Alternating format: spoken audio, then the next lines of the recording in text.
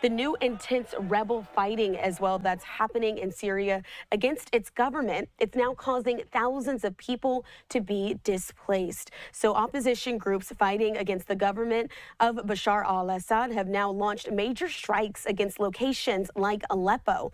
The strikes and government counterstrikes have created the largest displacement wave in the last 6 years. And it is believed at this point that more than 10,000 families have fled during this fighting. We do want to bring into the program now Hal Kempfert. He's a retired Marines intelligence officer. Hal, thanks so much for being in with us. We know we spoke to you about this situation in Syria yesterday, but still just want to continue on. Can you give an update on what you've been seeing and hearing there out of the region? Well, Christina, what we're seeing is they've consolidated their gains, certainly in Aleppo, which is at one time it was the largest city in Syria. Now it's the second largest city in Syria, but it's a dominant city. It's a crossroads in northern Syria. So they have consolidated and expanded their gains. As latest reporting shows that they control most of the city across the board. Now, this group that controls it is called HTS, the Hayat Tahrir al-Sham group. If you want to go back, they used to be called the al-Nusra Front. And if you want to go back, they used to be Al-Qaeda, which is, they broke off, going back a little over almost a decade ago. They became the al-Nusra Front, separated from Al-Qaeda. They say they disagreed with Al-Qaeda's goal of doing international or overseas attacks. They just wanted to set up an Islamic regime in Syria. That's what they claim, but the reality is that they're an Islamic extremist group. Now, they have allied with Turkish supported forces, if you will, not Turkish military as near as I can tell, but Turkish supported or pro-Turkish forces. And the pro-Turkish forces are also on the offensive at the same time with HTS. They recently just took a town up in northern Syria that was Kurdish controlled. Of course, the Turks are basically opposed to the Kurds because they have a Kurdish independence movement within Turkey that they've been pushing back on, which is allied with Kurdish movements in Syria and over in Iraq. So they're also moving, and they also are taking neighborhoods in, as I understand it, northern Aleppo alongside HTS. So it appears, at least this is the thinking, that Erdogan, the president of Turkey, is pushing this along. There is also thoughts that somehow the U.S., I don't know how much credence to give this, but that the U.S. may have given a nod of approval or something like that for this offensive to take place. That seems a bit of a stretch, but that's what some of the international thinking is, that we knew about this and we're okay with what was going on there. Keep in mind, if you go to southern Syria, there's actually a zone that the U.S. controls. So we're physically on the ground in Syria. We're not just some remote player. Now, a couple of things going on there is the Russians are doing massive airstrikes in support of the Syrian Air Force is flying in there as well. So they're causing a lot of devastation. I don't know if that's causing much difference on the ground, but it's certainly something that everyone in Aleppo that's been reporting out has been noting, the sheer volume of Russian airstrikes going on. Certainly something that we're keeping an eye on. And when we're talking about some of these opposition fighters, you talked about the history there a bit, but where have they been for the last decade? Have they just been preparing for a moment like this to come on and strike in full force?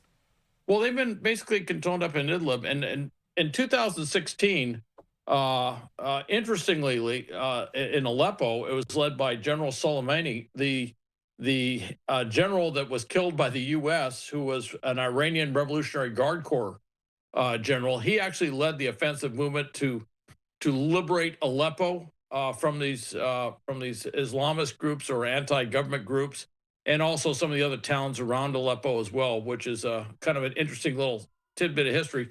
But what happened was, literally over the last 10 years, they pushed them back into this little area around Idlib up in the, I guess the best way to put it is the northwest section of the country.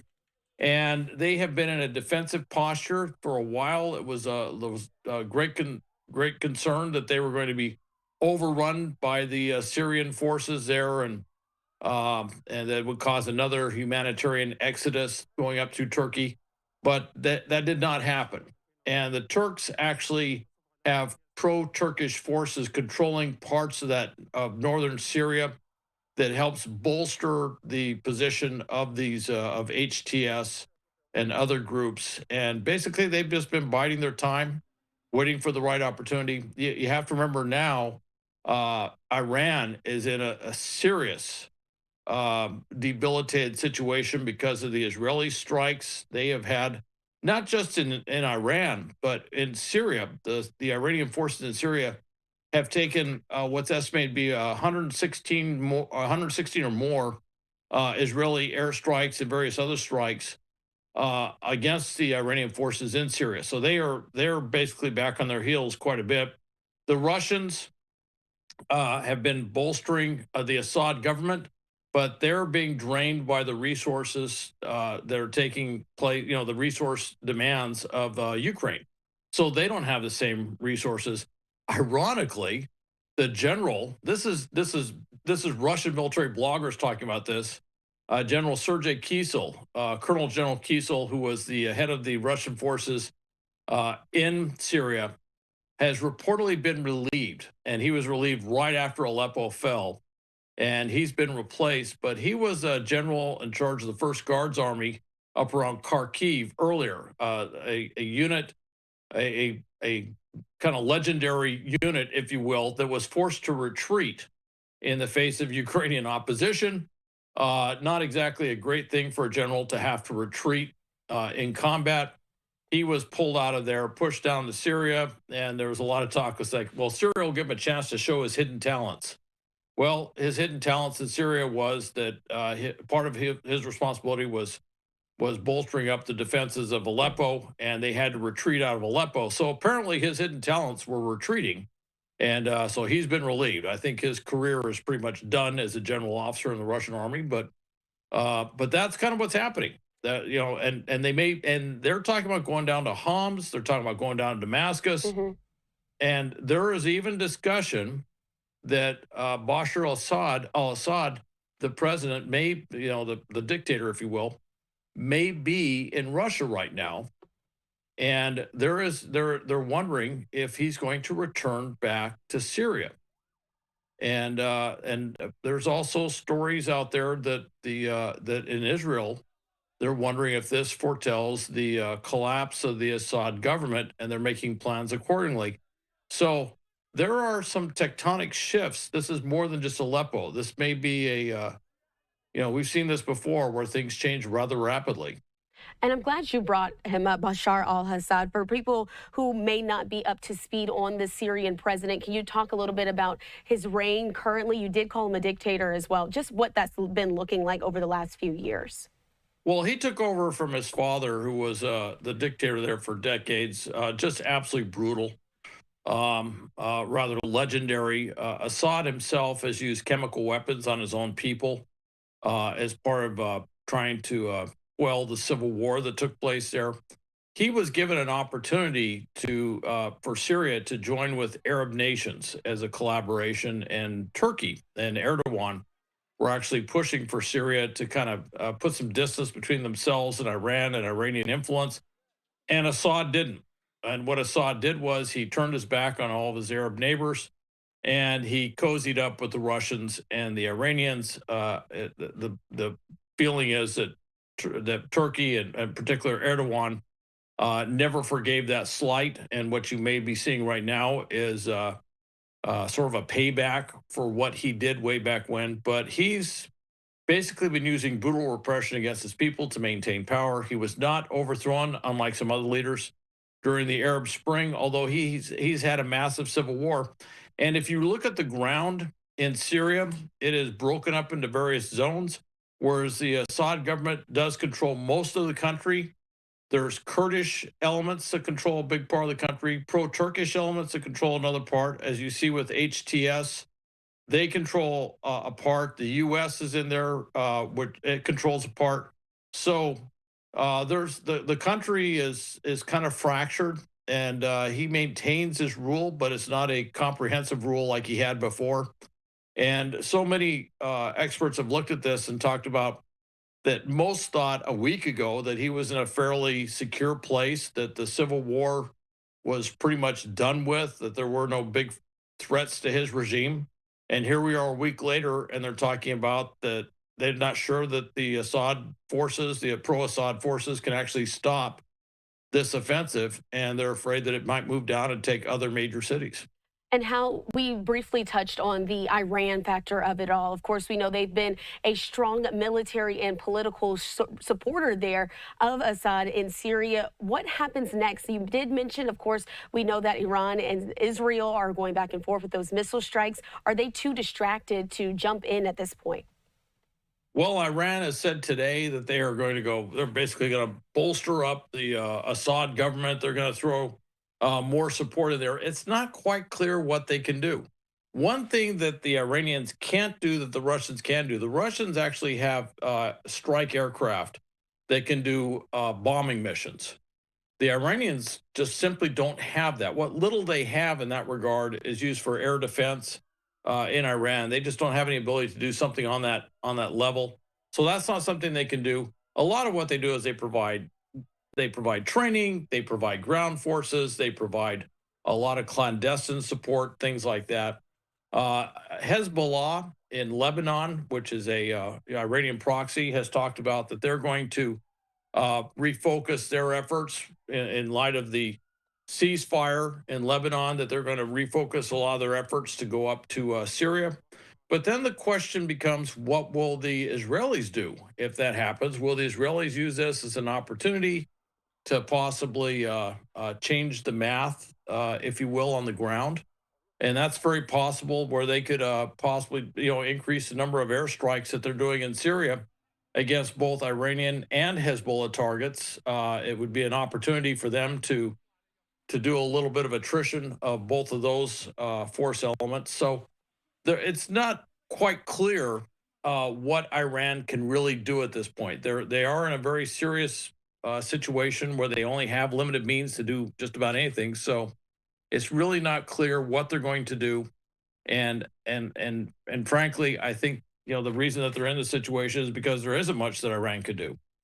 And I do want to touch on that. You just brought up Israel and Hezbollah. Of course, we know that they do have a ceasefire on paper. I also want to show this live look that we do have of the border there between Lebanon and Israel. When we're talking about that conflict there, and of course, now what's happening in Syria, we know that the region isn't stable at this point. But does this possibly spill into something larger overall as well, Hal? Well, that would be the fear that what happens in Syria might spill over the border into Lebanon, cause some, and cause not just problems with Lebanon, but certainly to cause problems with Jordan, which also borders Syria and other countries in the region, and certainly Turkey's looking at this. The fear that Turkey has is that this would cause another huge surge of humanitarian refugees coming over its border. Right now, there's refugees that are living in these really just squalid camps up around the Turkish border. Horrible conditions, very unsanitary, a lot of disease.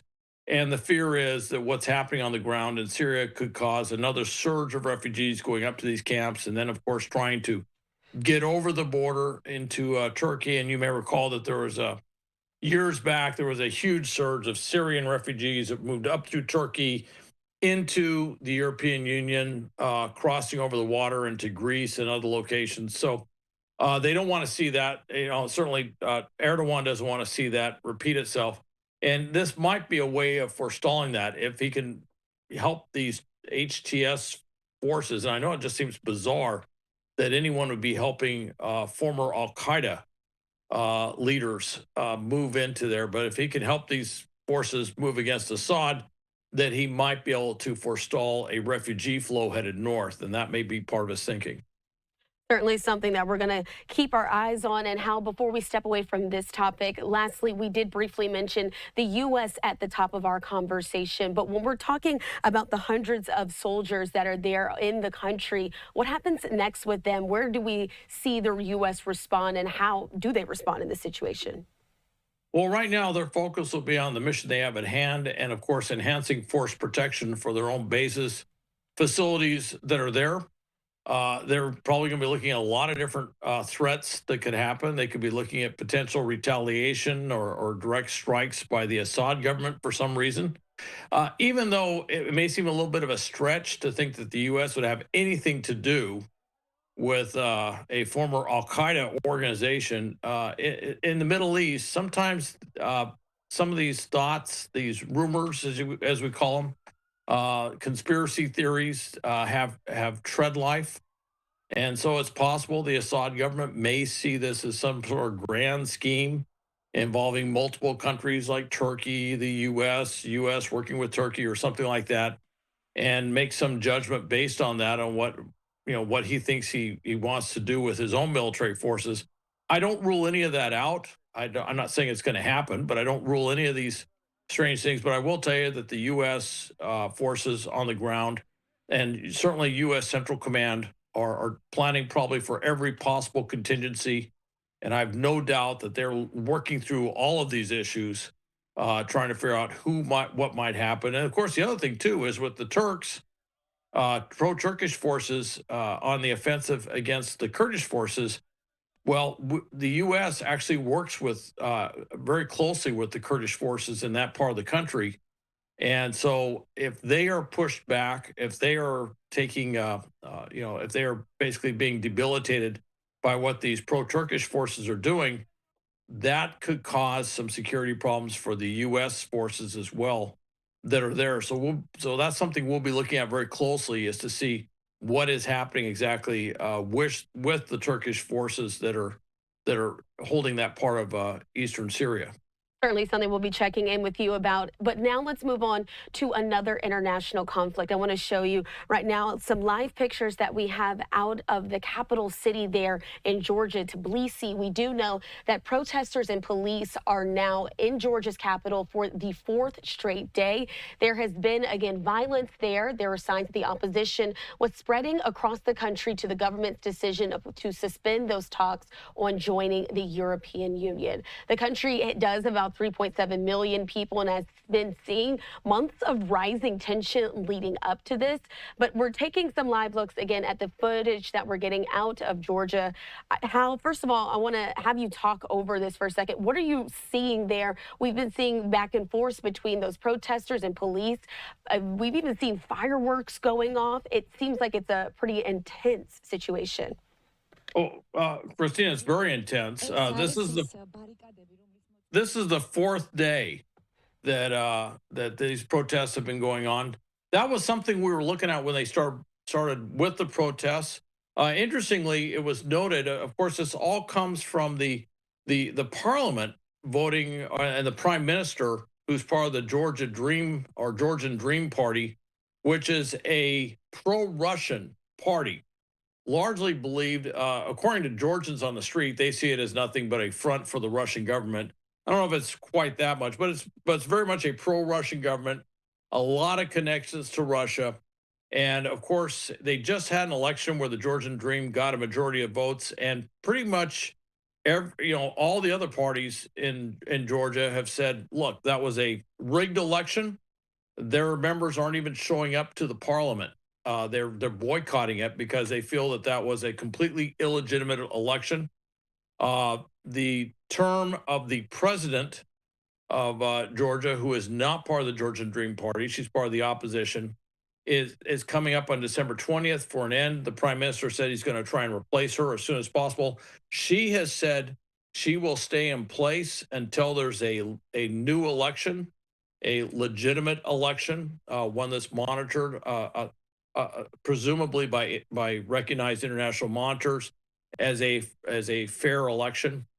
What this has done is it spurred everybody on the streets. Of course, the thing that got them protesting was when they decided to push back the track to become part of the European Union. Most Georgians feel that being part of the European Union is absolutely critical to their future, their economic future. They need to more integrate economically, culturally, and everything else with Europe. They need to move away from their former Soviet Union past, their their historic close alliance, if you will, with Russia and move towards being part of Europe. And of course, the next thing with the European Union would probably be to look at joining NATO at some point. Of course, part of the problem is that there are Russian forces that actually occupy northern sections of Georgia. They went in there in 2008, actually kind of almost overran the country, and then pulled back, but they maintained forces and control that part of northern Georgia. There's a sovereign territory of Georgia. And so the NATO thing may not happen simply because there's Russian troops literally on the ground on Georgian soil. But the European Union thing was moving forward. Well, they wanted to move that, the Georgian Dream Party, the pro-Russian party, wanted to push back any movement towards that to 2028. Most feel that this is just, it's not just kicking the can down the road, but this is probably derailing Georgia becoming part of the European Union. And that is what has got everybody on the streets. Now, what's interesting is you're seeing a lot of unity of protests on the streets. One of the reasons the Georgian Dream Party has been so successful is that they are unified as a pro-Russian party, but the opposition is fractured amongst a number of other parties that have not been able to find common ground and come together. They have not done in Georgia what the opposition did in Venezuela, where they all got behind one candidate and they won, even though obviously that's another story, and that wasn't successful in putting in a new government because basically Venezuela did something different. But the feeling is that if they could unify as an opposition bloc and they could get a fair election, that this would be completely reversed. And that's what I think the president is trying to do there, is by holding on. She's using whatever remaining power she has in her office to say, look, let's have a fair election, and hoping that there's enough energy with these protesters that they can keep going. Although I will say that some of the tactics being used by security forces are truly draconian. They are truncheons, beating protesters, not just hitting them with as you can see, that a lot of laser stuff, but also hitting them with water cannons, which appear to have the water is laced with some sort of chemical spray like pepper gas or tear gas type spray that's in there. And they've been basically doing everything they can to try and break up these protests. But you're looking at some very determined protesters right there taking to the streets. And historically, in that part of the world, if they lose control of the streets, generally speaking, the government doesn't stay in office that much longer. It is so fascinating to see these images that we've been getting over the last 4 days out of Tbilisi. And it's not the only town, of course, where they're protesting. Right now, our partners at Reuters are reporting that at least 8 cities and towns there in the country are having these protests. I do want to mention, though, what the EU and the United States have said. According to our partners there at Reuters, they say they're alarmed by what they see as Georgia's shift away from a pro-Western path and back towards Russia's orbit. The Georgian Dream, though, says it's acting to defend the country's sovereignty against the outside interference. What are your thoughts there on that specific statement? And again, you said if the Georgian people in the streets and the protesters are able to stay, they might not stay in power even. Well, the Georgian Dream is just saying that because, the reason people think that the elections were rigged was because probably the elections were very rigged. That's pretty much tradecraft, if you will, for the Georgian Dream Party. They're backed by Russia. They're part of largely seen as a part of a larger movement by Russia to subvert former countries of or former republics of the Soviet Union to coming back into the Russian orbit. And Russia's got problems in that part of the world. In Central Asia, they've got a lot of problems. Armenia, which isn't too far from there, has moved distinctly away from the Russian orbit.